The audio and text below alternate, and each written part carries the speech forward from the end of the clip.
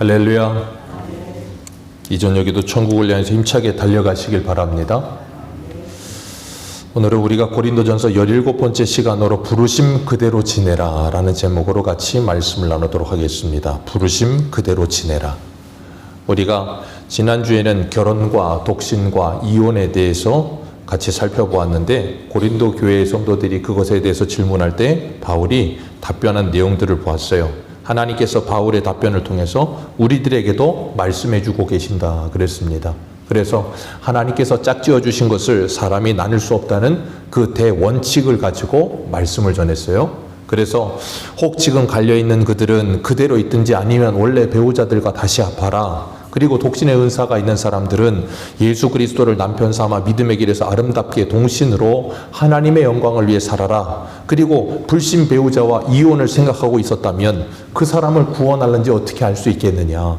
하나님께서 너희들을 가정의 선교사로 보내셨다는 것을 기억하라. 그렇게 말씀을 전해드렸어요. 그러면서 우리가 내 말뿐 아니라 내 행실을 보면서 베드로 사도가 말했던 것처럼 그 남편과 배우자와 자녀들이 우리의 행실을 보고 예수 그리스도를 믿을 수 있다는 것을 기억하라 그랬습니다. 그렇기 때문에 우리들은 수요일 날도 예레미야하면서 말씀을 드렸지만, 예레미야에게 하나님께서 줄로 이 멍에를 만들어서 매라 그러셨잖아요. 그리고 15년 동안이나 멍에를 맸다 그랬어요. 그게 뭘 하는 거라 그랬어요? 하나님의 말씀을 보여주는 것. 그래서 우리 자체가 말씀이 되어야 한다라고 말씀을 드렸어요. 내 삶이 하나님의 말씀에 순종하며 살아가게 될 때 우리의 삶이 말씀이 되는 거예요. 그런 놀라운 은혜가 저와 여러분들에게 있으시고, 우리가 있는 곳에 우리를 통해 그들이 하나님의 영광을 보게 되는 은혜가 있으시기를 축복합니다. 오늘 17절을 보면, 오직 주께서 각 사람에게 나누어 주신 대로, 하나님이 각 사람을 부르신 그대로 내가 모든 교회에게 이와 같이 명하노니 그대로 행하라. 하나님이 각 사람에게 나누어 주신 대로 뭘 나누어 줬어요? 은사를 나누어 주셨다 그랬잖아요. 그래서 독신의 은사를 가지기도 하고 결혼의 은사를 가지시기도 하고, 하나님이 그런 나누어 주신 그대로, 그리고 부르신 그대로 행하라는 거예요. 그러면서 뭐라 그랬어요? 내가 모든 교회에서 이와 같이 명하노라. 그건 고린도 교회에만 말하는 것이 아니라 주님 다시 오시는 그날까지 오고 오는 모든 교회가 이 말씀을 받으라 그거예요. 그러면서 18절에 그것을 이야기하면서 예를 든 게 뭐였는가 하면 두 가지예요. 할례와 이제 사람들이 자신들의 신분의 문제, 그런 걸 가지고 이야기하고 있는데, 18절 같이 한번 읽어보겠습니다. 시작. 할례자로 부르심을 받은 자가 있느냐? 무할례자가 되지 말며. 아멘. 할례자로 부르심을 받고 무할례자로 부르심을 받았다는 게 뭐예요? 할례자로 부르심을 받았다는 건 유대인이었기 때문에 난치 7일 되면 유대인들은 다 할례 받습니다. 유대인으로 살다가 복음을 듣고 예수를 믿은 사람들이 있다는 거예요. 그리고 무할례 시에 부르심을 받은 사람들은 뭐예요? 이방인들. 그러니까 당연히 할례를 안 받았죠. 할례를 안 받은 상태에서 부르심을 받아서 예수를 믿고 고린도 교회에 나온 사람들이 고린도 교회 안에는 섞여 있었다는 거예요. 그런데 그들 중에 할례자로 부르심을 받은 자들 중에 무할례자가 되지 말며 그랬어요. 그 말은 뭐냐면, 할례자로 부르심, 유대인이 할례를 받았는데 복음을 듣고 나서 보니까 이 할례는 무가치한 거예요. 그러니까 그들 중에는 뭐라고 생각했냐면, 이 할례를 다시 엎어버려야겠다. 내가 할례를 다시 복원해야 되겠다. 그런 생각을 가진 사람들이 개중에 있었다 그 말이에요. 그러니까 중요한 건 뭐냐면, 할례냐 무할례냐가 중요한 것이 아닌데, 할례냐 무할례냐가 여전히 중요한 상태로 갇혀있는 사람들이 이 안에 있었다 그 말이에요. 우리가 사도행전 하면서도 봤지만, 바울이 안디옥 교회에서 사역할 때 1차 전도여행 갔다 와서 보니까 거기에 누가 들어왔어요? 가만히 들어온 이단들이 와가지고 예수를 믿어야 하지만 할례도 받아야 하고 모세 율법도 가르침을 받아야 된다. 그래야 구원을 받는다. 그러면서 구원의 조건으로 할례와 율법을 집어넣은 거예요. 그래서 바울이 그들과 대판 싸우다가 결국엔 어디까지 갔어요? 예루살렘 총회까지 갔잖아요. 그래서 예루살렘 총회 가서 그 얘기했더니, 예루살렘 안에서도 여전히 할례를 구원의 조건으로 생각하는 사람들이 있었어요. 그래서 하나님이 준비시킨 사람이 누구예요? 베드로. 야고보는 순교했지만 베드로는 풀어주셔서, 하나님이 베드로에게 할 일이 있었기 때문에 풀어주셨어요. 그래서 예루살렘 총회에서 자기가 고넬료 집에서 복음을 전하여 이방인이 구원받는 놀라운 역사가 있던 것을 간증하면서 뭐라 그래요? 하나님이 우리와 그들을 부르신 건 다 똑같다. 믿음으로 구원받는 거지 할례도 율법도 아니다라고 확정을 지어줬어요. 그리고 그 편지가 이제 흩어지게 되는데 중요한 건 뭐냐면 이 문제가 안디옥 교회나 아니면 예루살렘 교회 문제만이 아니었어요. 우리가 알고 있는 것처럼 고린도 전후서 다음이 뭐예요? 갈라디아서. 갈라디아서도 왜 쓰여졌어요? 갈라디아 교회에 이단자들이 가만히 들어와서 할례 받아야 된다고 이야기하는 것 때문에. 그래서 갈라디아서 6장 마지막에 바울이 뭐라고 그냥 끝을 못을 박아요? 이제 이후로 나를 괴롭게 하지 말라. 내 몸에 예수의 흔적을 가졌다. 그냥 육체의 할례 받고 안 받고 그게 중요한 게 아닌데 나는 예수 그리스도를 위해서 죽을 고비를 넘겨가며 주를 위해서 목숨을 다하여 주를 사랑하면서 이 몸에 흔적을 가졌다. 이게 바로 진짜 할례라는 거예요. 근데 사람들은 그 할례의 문제 가지고 굉장히 중요하게 생각했어요. 그러다 보니까 할례를 무가치하게 생각하는 사람도 있었고 할례를 중요하게 하는 사람도 있었어요. 그러다니까 할례 받았다가 무가치하다 그러니까 다시 되돌리는 사람이 있었고 무할례자로 들어와서 교회 안에 들어왔는데 이상한 사람들이 자꾸 할례 받아야 된다고 하니까 거기에 혼동돼 가지고 뭐라 그래요? 야, 예수 믿지만 그래도 할례 좀 받아야 되겠구나 하는 사람도 있었다는 거예요. 이거 굉장히 심각한 문제였습니다. 제가 지금 언급한 것처럼 안디옥, 고린도, 골로새, 에베소 그리고 예루살렘 초대교회 거의 대부분이 이 문제 때문에 골머리를 엄청 썩었어요. 오죽하면 바울이 골로새서에 뭐라 그래요? 이 개들을 삼가하고 오죽 고생을 했으면 할례파를 개들이라고 그러겠어요. 그 정도로 엄청나게 문제가 많았던 거예요. 그렇기 때문에 바울이 디모데에게는 할례를 행하게 했지만 디도에게는 할례를 하지 못하게 되었었잖아요. 그러니까 할례를 하느냐 하지 않느냐는 중요하지 않아요. 그래서 19절 같이 한번 읽어보겠습니다. 19절입니다. 시작. 할례 받는 것도 아무것도 아니요 할례 받지 아니하는 것도 아무것도 아니로되 아멘. 할례 받는 것도 할례 받지 않는 것도 아무것도 아니다. 그래서 바울이 우리가 주일날 오전에 보고 있는 로마에 있는 편지를 쓸 때도 로마서에도 2장부터 4장까지 계속해서 할례 얘기합니다. 우리 한 군데 한번 볼게요. 로마서 2장 28절 한번 보세요. 로마서 2장 28절. 그러니까 신약 성경 거의 전체적으로 보면 이 할례 문제가 엄청나게 대두가 많이 돼요. 로마서 2장 28절입니다. 28절 29절 같이 읽습니다. 시작. 무릇 표면적 유대인이 유대인이 아니요 표면적 육신의 할례가 할례가 아니니라. 오직 이면적 유대인이 유대인이며 할례는 마음에 할지니 영에 있고 율법 조문에 있지 아니한 것이라. 그 칭찬이 사람에게서 난 것이 아니요 다만 하나님에게서니라. 아멘. 그러면서 뭐라 그래요? 혈통적 유대인이 유대인이 아니다. 이면적 유대인이 뭐예요? 예수 그리스도 안에서 믿음으로 구원받은 사람들이 진짜 유대인이라는 거예요. 할례는 어디에다 하라고요? 육체에다 하는 게 아니라 마음에 할 것이다. 그렇게 이야기하잖아요. 그러면서 로마서 2장에서 이야기하죠. 3장도 가봅니다. 로마서 3장 30절.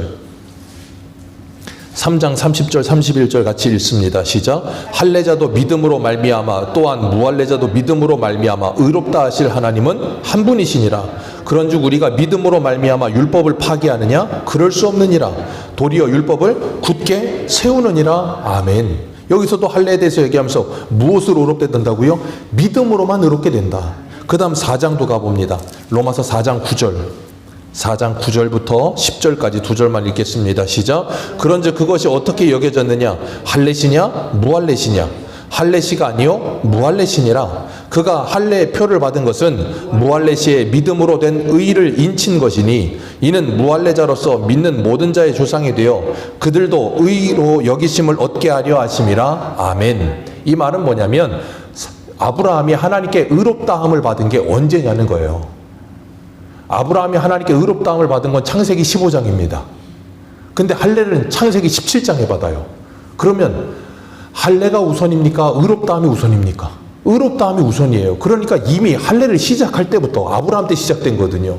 시작할 때부터 할례 이전에 하나님을 믿음으로 의롭다함을 받은 아브라함이 그 믿음으로 의롭다함을 받고 구원받은 표징으로 할례를 받은 거라는 거예요. 그러니 구원은 이 할례는 구원의 조건이 아니고 뭐예요? 구원의 표징일 뿐이라는 거예요. 그러니까 할례는 중요하지만 그렇게 중요하지도 않아요.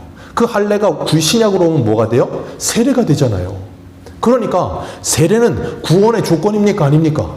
아닙니다. 제가 세례에 대해서 수없이 많이 말씀을 드렸잖아요. 구원받은 사람이 세례를 받아요. 그러면서 뭐예요? 교회 앞에, 공회 앞에서 내 신앙을 고백하며 내 믿음을 고백하고 모든 사람 앞에 인정을 받는 거라 그랬잖아요.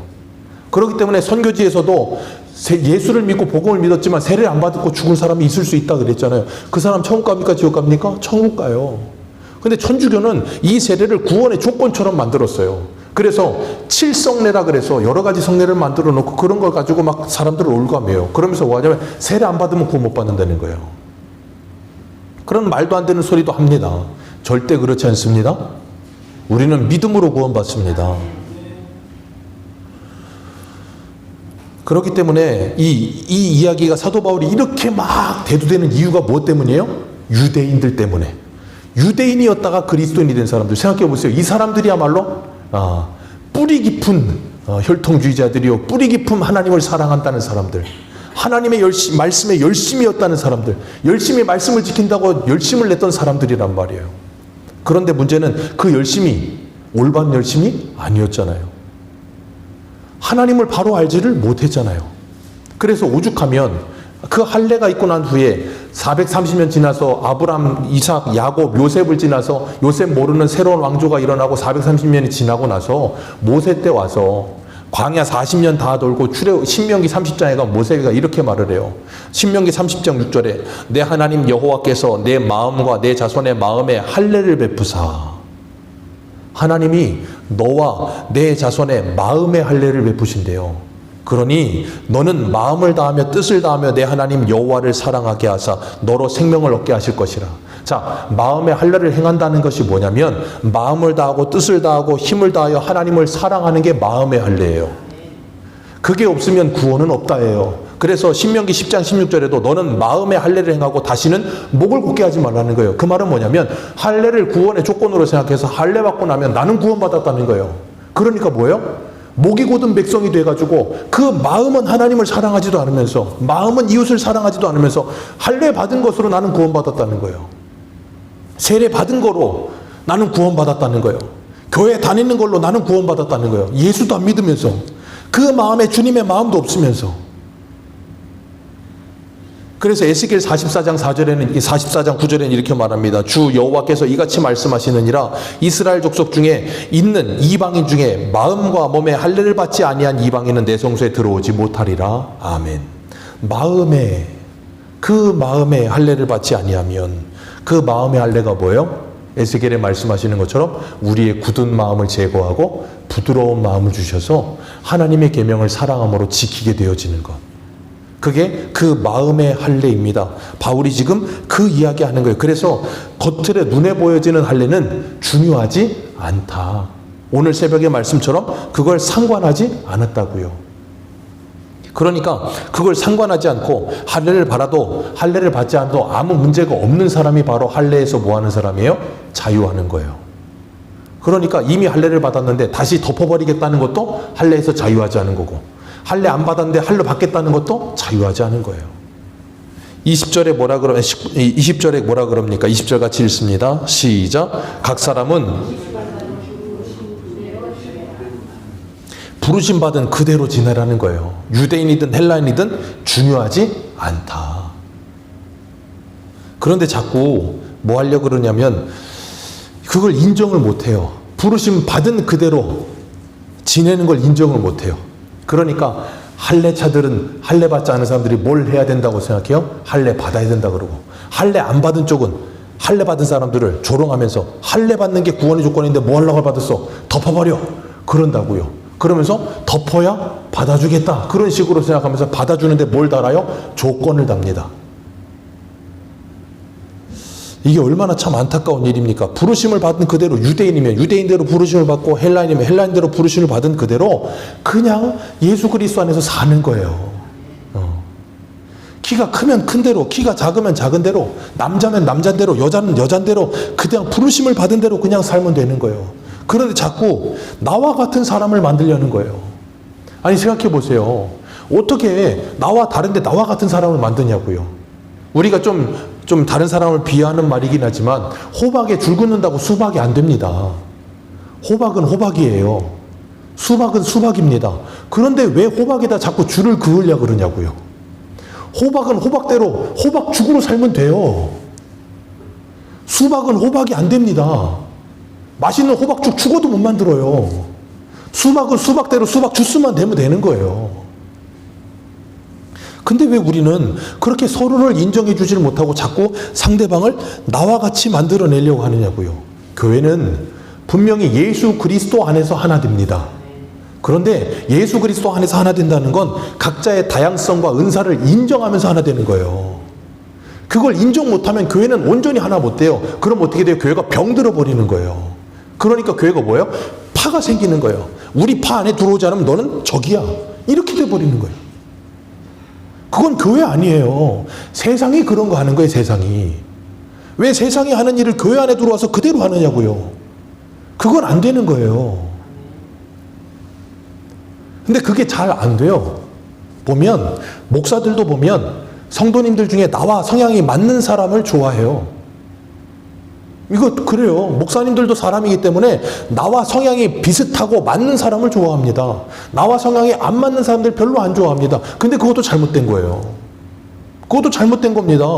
그렇잖아요. 어떻게 나랑 똑같은, 나랑 비슷한 사람만 성도로 있습니까? 나와 다른 사람이 당연히 있어야죠.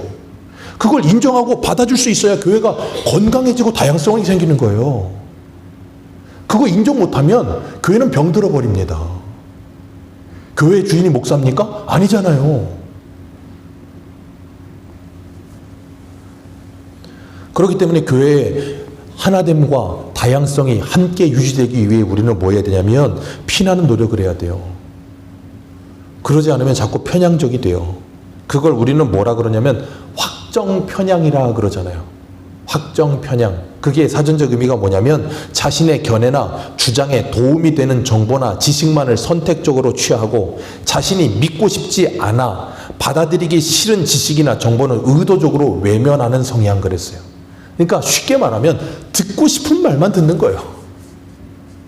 그러니까 내가 듣고 싶은 말만 듣고 듣기 싫은 말은 뭐예요? 아예 닫아버려 귀를. 하나님의 말씀도 어떻게 들어요? 듣고 싶은 말만 들어. 그러니까 우리가 어떻게 되냐면 나와 맞는다라는 표현을 가끔 씁니다. 그거 조심해야 되는 거예요. 왠지 아세요? 나랑 성향이 비슷하다는 거예요. 그러니까 쉽게 말하면 신앙생활을 어떻게 해요? 취향적으로 하는 거예요. 우리 젊은 사람들이 그래요. 취향 저격이라고. 내 취향이 이런데 내 취향에 딱 맞아. 그러니까 뭐예요? 야, 여기가 좋은 교회야. 그럼 나랑 취향이 안 맞는 교회는요? 나쁜 교회. 정말인가요? 아니잖아요. 그냥 나랑 취향이 안 맞는 거지 나쁜 교회가 아니잖아요. 근데 우리는 자꾸 잘못된 생각을 해요. 그러니까 뭐냐면 나와 맞는 교회를 찾는데요. 여러분 기억하십시오. 나와 맞는 교회를 찾는 게 아니라 하나님의 말씀이 올바르게 선포되는 교회를 찾아야 되는 거예요. 그 말씀이 올바르게 선포되는데 그 말씀이 나와 안 맞으면 어떻게 해야 돼요? 회개해야죠. 내가 돌이켜야죠. 그렇게 돼야 되는 것이지 나와 맞는 교회를 찾는 게 아니에요. 그러니까 이게 교회 안에서도 그러고 세상에서도 그러잖아요. 요즘 정치 보십시오. 완전 확정 편향이에요. 그냥 내가 이렇게 정했어. 그러면 상대편 말은 아예 그냥 듣지를 않아요. 귀를 닫아버려. 벽창호야. 이쪽도 정했어. 그러면 이쪽 말 아예 안 들어요. 그러니까 서로는 완전히 뭐예요? 주적이야. 우리의 주적이 북한이 아니고 왼쪽 오른쪽이 주적이 돼 있어. 그러다 보니까 점점 심해지는 게 어떡하냐면 이제는 천국도 왼쪽 오른쪽 한쪽만 갈 것 같아. 그런 식이 돼버렸어요, 우리나라가. 어쩌다가 이렇게 나라가 민주주의가 저급해졌습니까? 너무 저급해도 너무 저급해요, 진짜. 어쩌다 이렇게까지 갑니까? 정말 우리가 예수 그리스도를 믿고 하나님의 나라를 알고 그 진리를 안다고 이 성경을 안다고 하는 사람들이 어떻게 그렇게 됩니까? 이건 있을 수가 없는 거예요. 예수님의 제자 중에는 빌립도 있었고 마태도 있어요. 시몬도 있어요. 세리도 있고 열심당원도 있다고요. 그런데 어떻게 나랑 안 맞는다고 하나가 안 됩니까? 불가능해요. 왜요? 내 성향대로 하나 만들려니까 안 되는 거예요. 기억하십시오. 교회는 내 성향대로 하나 되는 곳이 아닙니다. 예수 그리스도의 보혈로 값주고 산 교회는 예수 그리스도 때문에 하나 되어야 되는 거예요. 하나님의 말씀 때문에 하나 되어야 되는 거예요. 그걸 위해서라면 내가 죽어야 되는 거예요. 그래서 제가 뭐라 그랬습니까? 교회 올 때 십자가를 보시라고요. 그러면서 뭐 하라고요? 죽으로 들어오시라 그랬잖아요. 왜 십자가를 보고 살아서 들어오시고 살아서 나가시려고 하냐고요.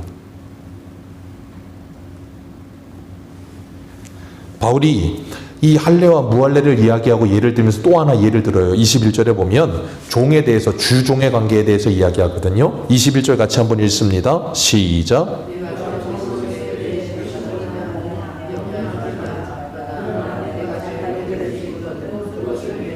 아멘. 종으로 있을 때 부르심을 받은 사람. 당시에는 종들이 엄청 많았어요. 도시마다 자유인보다 종이 더 많았어요. 그러니까 아덴에서는 그 사도 바울이 새로운 말하니까 그 사람들이 하루 종일 새로운 지식만을 추구한다 그랬잖아요. 일을 안 해요. 왜? 종들이 알아서 다 합니다.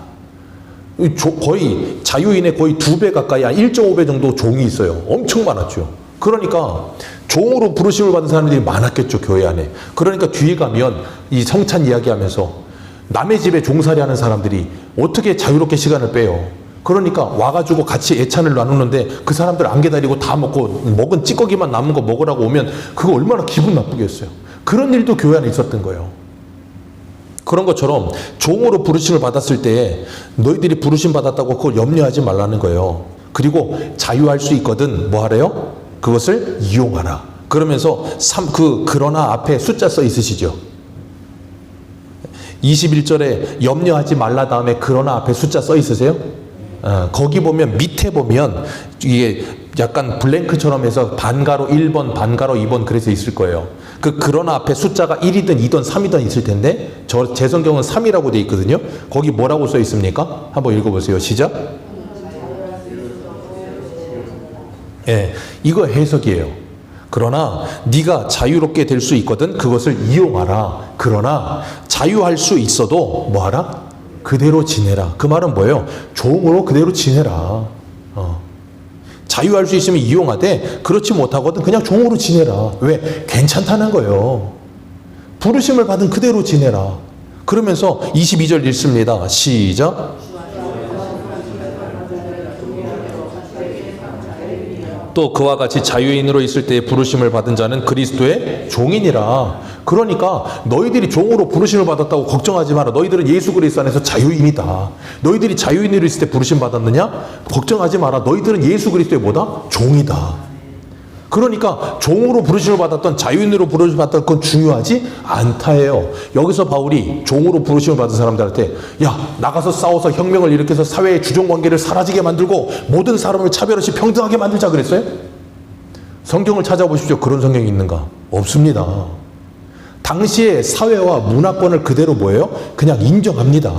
인정하고 그걸 받아들이면서 거기에 매이지 말고 눌리지 말라는 거예요. 어떤 사회에 있었던 그것이 중요하지 않다예요. 근데 우리는 자꾸 어떻게 하려고 드냐면 뭐예요? 민중신학 같은 걸 하는 사람들은 사회를 뜯어고치고 개혁을 하고 혁명을 해야 된다고 이야기하는 거예요. 그러니까 잘못된 거예요. 성경은 한 군데도 그렇게 말하지 않아요. 예수님 와서 로마를 물리치고 혁명 일으키지 않으셨습니다. 뭐 하셨어요? 그 맡은 바 자리에서 부르심을 받은 그대로 뭘로 살아요? 믿음의 사람으로 성도로 살기만 하면 되는 거예요. 그게 중요한 거예요. 그런데 거기에 눌리는 거예요. 그러니까 거기에서 뭐 하지 못해요? 자유하지 못하는 거예요. 첫 번째, 할례에서 자유하지 못해서 할례 받았던 사람 덮으려고 들고 안 했던 사람 다시 할례 하려고 그러고 그럼 뭐 한 거라 했어요? 할례부터 자유롭지 못한 거라 했죠. 종으로 부름을 받았는데 자유하려고 자꾸 목을 메고 살아. 그러면서 어떻게든 자유가 돼. 어떻게든 돈 벌어서 내가 출세해가지고 내가 권세를 가져야 돼. 그게 뭐라고요? 돈에 묶여 사는 사람. 그러면 안 된다고요. 그러니까 이 21절과 22절을 19절에 적용해서 해석을 하자면 이렇게 되는 거예요. 할례를 받는 것도 아무것도 아니요 할례를 받지 않는 것도 아무것도 아니니. 그건 뭐예요? 종으로 부르심을 받았느냐? 아무것도 아니요. 주인으로 부르심을 받았느냐? 아무것도 아니다. 그러니 뭐 하라고요? 하나님의 계명을 지킬 따름이다. 종으로 부르심을 받든 주인으로 부르심을 받든 하나님의 계명을 지키며 살면 된다는 거예요. 왜? 23절 한번 읽습니다. 23절입니다. 시작. 너희는 값으로 사신 것이니 사람들의 종이 되지 말라. 누가 값으로 샀어요? 하나님이 값 주고 사셨잖아요. 예수 그리스도라는 값을 주고 사신 거라니까요. 그러니까 우리는 어떤 가치를 가졌어요? 예수 그리스도만큼의 값어치를 가진 사람이에요. 이 세상에서도 명품을 가지면 그걸 애지중지합니다. 그죠? 명품 함부로 다루는 사람은 없을 거예요. 그냥 흔한 명품 말고, 그냥 준 메이커나 무슨 명품이라고는 하지만 그냥 대충 살 수 있을 만한 거 말고, 웬만한 사람이라면 거들떠도 볼 수 없을 만큼의 값어치를 가진 명품. 그래서 뭐 백 하나에 한 4억 정도 하는 거. 4억 안 하면 백 아니잖아요. 그런 건 다 4억 이전은 다 비우면 이렇게 머리 위로 올라가잖아요. 4억짜리는 품 안으로 들어가고. 그 정도 돼야 명품이라고요. 그렇게 값어치가 있는 것들은 사람들이 귀히 여깁니다. 왜요? 이유는 하나예요. 그게 가방이라서가 아니고 가치를 매기기 때문인 거예요. 그 말은 우리가 어떤 것에 어떤 가치를 두느냐에 따라 그것을 소중히 여기고 소중히 여기지 않고 해요.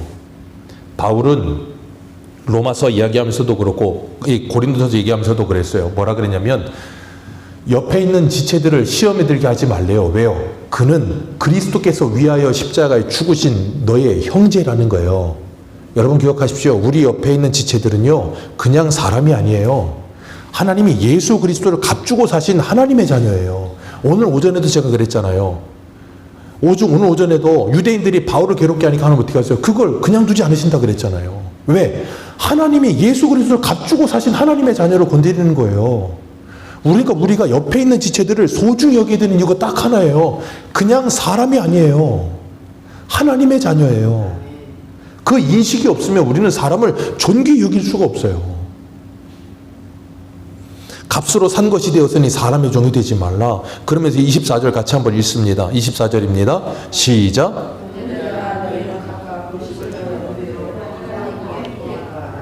아멘. 각각 부르심을 받은 그대로, 할례자로 부르심 받았던, 무할례자로 부르심을 받았던, 종으로 부름 받았던, 주인으로 부름 받았던, 남자로 부름 받았던, 여자로 부름 받았던, 중요하지 않다. 그러니까 자꾸 남자가 여자 되려고 하지 말고 여자가 남자 되려고 하지 말고 부르심 받은 그대로 거기에서 주님과 함께 거하며 19절에 뭐라 그랬어요? 그 계명을 지키며 살아라. 그게 성도의 본분이라는 거예요. 그것만 잘하면 된다는 거예요. 그러니까 우리가 그렇게 살아가기 위해서 필요한 게 뭐예요? 믿음이요. 우리를 부르신 분이 하나님이라는 그 믿음. 바울이 그걸 바꾸어서 빌립보서 4장 11절에 우리 한번 읽어보겠습니다. 빌립보서 4장 11절.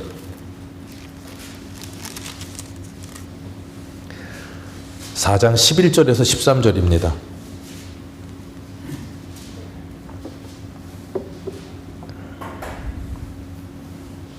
빌립보서 4장 11절에서 13절 같이 읽겠습니다. 시작. 내가 궁핍함으로 말하는 것이 아니니라. 어떠한 형편에든지 나는 자족하기를 배웠노니 나는 비천에 처할 줄도 알고 풍부에 처할 줄도 알아. 모든 일 곧 배부름과 배고픔과 풍부와 궁핍에도 처할 줄 아는 일체의 비결을 배웠노라. 내게 능력 주시는 자 안에서 내가 모든 것을 할 수 있느니라. 아멘. 아까 종과 주인에 대해서 이야기하면서 부르심 받은 그대로, 이것도 뭐예요? 부르심 받은 그대로 살아라. 그게 뭐라고요? 13절에 내게 능력 주시는 자 안에서 내가 모든 것을 할 수 있느니라. 부르심을 받은 그대로 살아가는 것이 무엇인지를 아는 것, 그게 일체의 비결을 배우는 거예요. 그리고 나면요, 우리가 성도로 살아가면서 풍부에 처해서 살던 빈곤에 처해서 살던 중요하지 않습니다. 부자는 악하고 가난한 사람은 선합니까? 아닙니다. 큰 교회는 악하고 작은 교회는 좋은 교회입니까? 아닙니다. 그런 이상하고 잘못된 논리는 깨트려야 되는 거예요. 어떻게 부르심을 받았던 그건 중요하지 않습니다. 부르신 그 주님과 함께 우리가 이 땅에서 하나님의 자녀로서 매이지 않고 살아가는 거예요. 우리를 매고 있는 것이 무엇입니까? 할례입니까? 아니면 확정 편향입니까? 아니면 돈입니까? 주종의 관계입니까? 아니면 어떤 지식의 유무입니까? 어떤 것이 되었던 내가 그것에 매여 있었다면 이제는 거기서부터 뭐 하라는 거예요? 예수 그리스도 안에서 자유함을 얻으라는 거예요. 그리고 그 자유함을 누리면서 주님과 함께 살아가라는 거예요. 그게 뭐예요? 그게 바로 새 사람이에요. 이전 것은 지나갔으니 보라 새 것이 되었도다. 그런 삶을 살 때 이 2025년이 우리에게 새해가 될 줄로 믿습니다. 우리 심사모가 어젠가 그젠가 저한테 그러더라고요. 2025년 새해가 됐는데 새해 같은 기분이 안 든대요. 왜 새해인데 새해 같은 기분이 안 들까? 예, 나라적으로 이렇게 정치적으로 그리고 무안의 공황에 그런 너무나도 참 국가적인 어려움이 있다 보니 새해가 됐는데도 새해 기분이 들지 않아요. 그런데 제가 말씀을 드렸지만 우리가 새해가 된다는 건 뭐 할 때 새해가 된다 그랬어요? 내가 예수 그리스도 안에서 새로워질 때, 내가 새로워질 때 새해가 되는 거예요. 내가 새로워지지 않잖아요? 2024년이나 25년이나 똑같아요. 근데 내가 예수 그리스도 안에서 새 사람이 되어서 나를 부르신 그 부르심 그대로 믿음으로 살아가게 될 때 올해는 새해가 될 겁니다. 그리고 새 사람 되어서 여러분이 사는 그곳을 하나님의 나라 만들어 가시기를 주님의 이름으로 축복합니다. 기도하겠습니다. 하나님 아버지 감사합니다. 오늘도 저희들에게 복된 날 주셨습니다. 하나님, 저희들이 주님의 말씀을 듣고 이 말씀을 상고하면서 내가 이 땅에서 어떻게 살아가야 될까? 무엇을 하며 살아야 할까?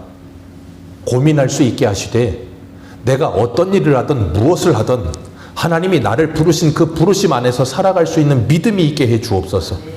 내가 종으로 부르심을 받았다고 해서 주인들을 부러워하거나 내가 주인으로 부르심을 받았다고 해서 종들을 무시하는 것이 아니라 내가 풍부에 처하든 빈곤에 처하든 일체의 비결을 배우게 하셔서 나를 부르신 그 주님과 함께 살아갈 수만 있다면, 나를 부르신 그 주님의 말씀을 따라서 순종하며 성도로 살아갈 수만 있다면 그것이 무엇이든 나는 아름다운 하나님의 자녀라는 것을 알게 해 주옵소서.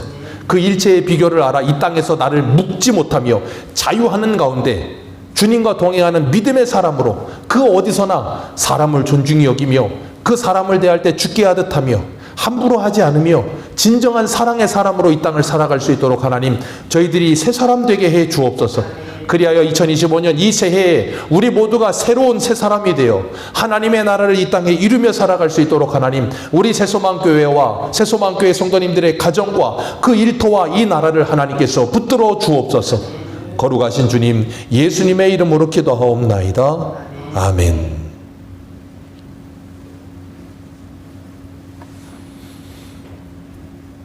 우리 찬송가 283장 찬송 드리겠습니다. 283장입니다.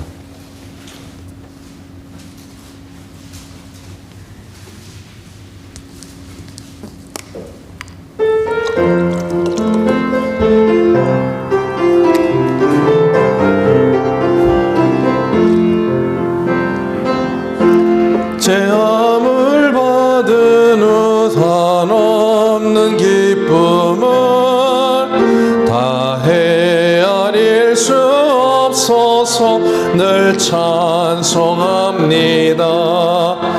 나 속죄받은 후 나 속죄받은 후 주를 찬미하겠네. 나 속죄받은 후 주의 이름 찬미하겠네. 나 속죄함을 받은 후 내 마음이 새로워 주 뜻을 준행하면서 죄 길을 버리네.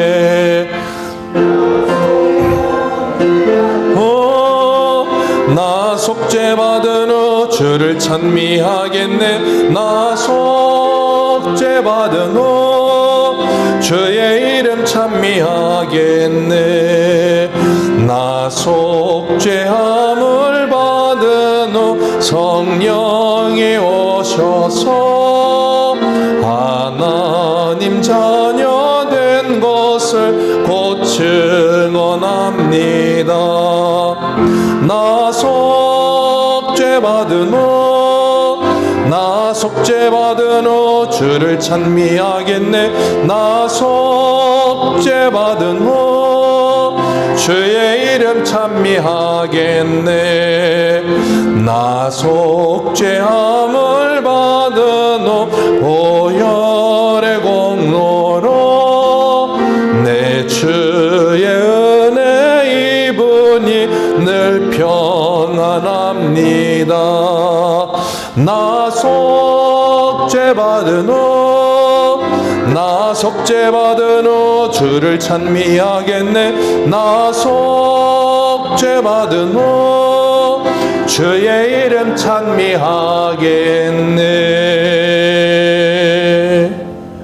아멘. 우리가 정말 주님의 구속의 은혜를 받은 사람이라는 걸 기억하시고 그 은혜를 늘 기억하면서 주님을 찬송하며 사는 인생 되시기를 축복합니다. 그 구원의 감격이 우리 안에 날마다 살아있어야 우리가 정말 기쁨과 감사와 기도가 넘치게 될 줄로 믿습니다. 우리 이 시간에 잠시만 오늘 말씀 놓고 기도했으면 좋겠습니다. 부르심을 받은 그대로 지내라. 하나님께서 나를 어떻게 부르셨던 어떤 상황에서 부르셨던 하나님, 나를 구원하신 그 구원의 감격이 내 안에 날마다 풍성하게 하셔서 내가 이 땅에서 정말 구원받은 하나님의 자녀답게 살게 해 주옵소서.